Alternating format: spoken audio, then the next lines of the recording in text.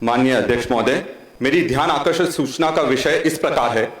सिंगरौली जिले के धरौली, अमरेली, बिरकुनिया, जमघट, झांझी, अमरवा आदि गांवों में अंधाधुंध जंगल की कटाई की जा रही है।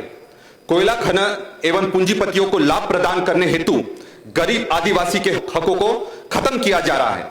ग्राम सभाओं की अनुमति दबाव पूर्वक डर के भय के माहौल में बनाकर ली जा रही है, जिसकी न्यायिक जांच की जाना आवश्यक है। पूरे जिले में फॉरेस्ट राइट एक्ट, पैसा कानून की धज्जियां उड़ाई जा रही हैं। इसके अलावा बहुत सारे कानूनों का उल्लंघन किया जा रहा है।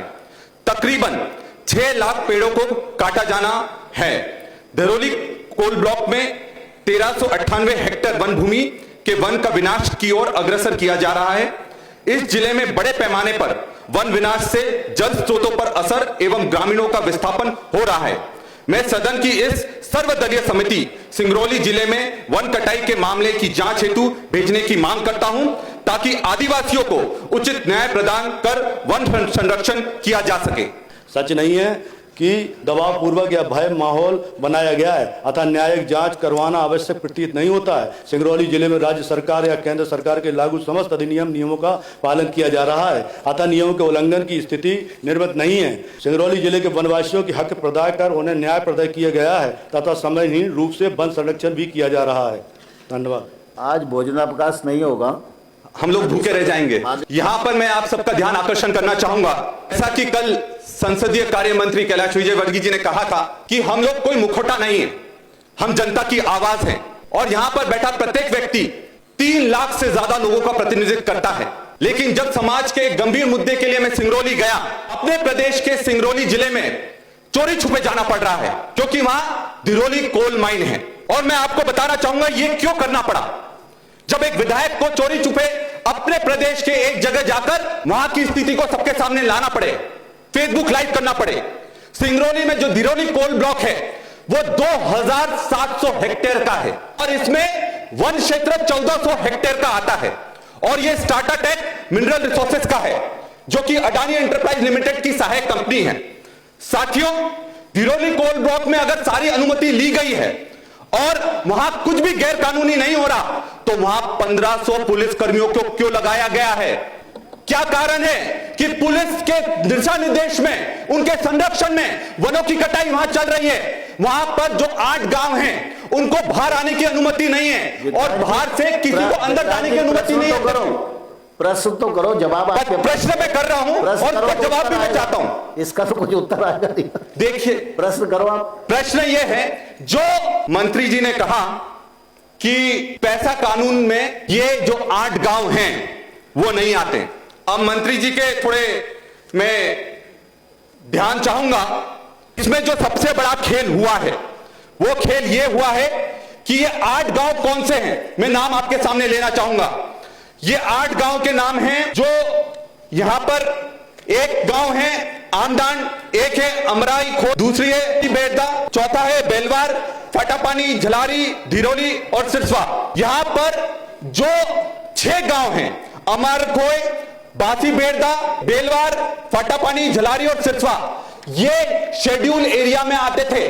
कुसमी ब्लॉक था, जब अनविभाजित सीधी था, तब ये सारे के सारे ब्लॉक, सारे के सारे गांव ब्लॉक कुसमी में आते थे और तब ये आरक्षित क्षेत्र में आता था।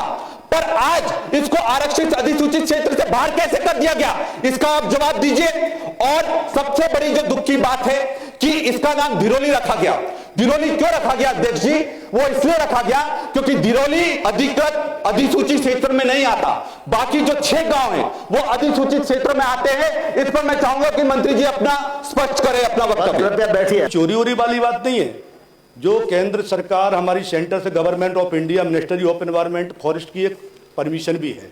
सारी चीजें सबके सामने, इसमें कोई लुकी छुपी तो वाली बात नहीं है। मगर मुझे समझ में ये नहीं आ रहा अध्यक्ष महोदय कि इसमें कोई समस्या तो इन्हें होना ही नहीं चाहिए।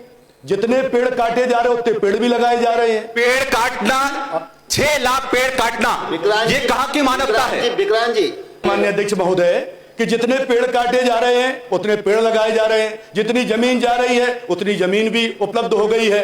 अब 485 लगभग करोड़ रुपया सालाना शासन को भी मिलेगा। और तो मुझे लगता है कि विधायक जी को तो धन्यवाद देना चाहिए हमारी सरकार का, इसमें कोई ऐसी आपत्ति वाले विषय तो है नहीं है। अध्यक्ष जी, मेरा सवाल साफ है। देखिए कि ये जो बात कर रहे हैं और जो पेड़ लगाने की बात कर रहे हैं, ये भी मैं सदन के सामने रखना चाहूंगा। सिंगरौली से पेड़ काटकर आप कहां लगा रहे हो? सागर में, रायसेन में, शिवपुरी में, आगर मालवा में। तो जो सिंगरौली के लोग हैं उनका क्या होगा?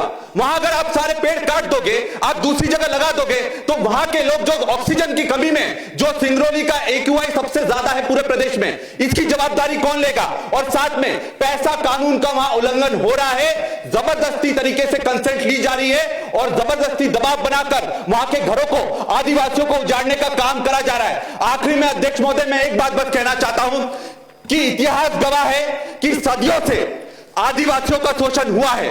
पहले अर्जुन को श्रेष्ठ बनाने के लिए एकलव्य का अंगूठा काटा गया, आज अडानी को श्रेष्ठ बनाने के लिए वैसे ही आदिवासी एकलव्यों का पेड़ काटने का काम ये सरकार कर रही है। ये लोग कभी भी आदिवासी हितैषी नहीं है और आज की स्थिति ये हो गई है कि मां के नाम पेड़ लगाओ और पूरा का पूरा जंगल अडानी के नाम कर दो। सिर्फ जो ने पर्यावरण की बात कर रहे, पेड़ की बात कर रहे, तो मैं इनको बता दूं, हम आदिवासी समाज की चिंता करने वाले लोग हैं, हमारी सरकार उसकी चिंता करने वाली लोग हैं और हमने ये करके दिखाया है। होगा हमारे लिए विनाश है ये। श्री जयवर्धन सिंह जी, श्री जयवर्धन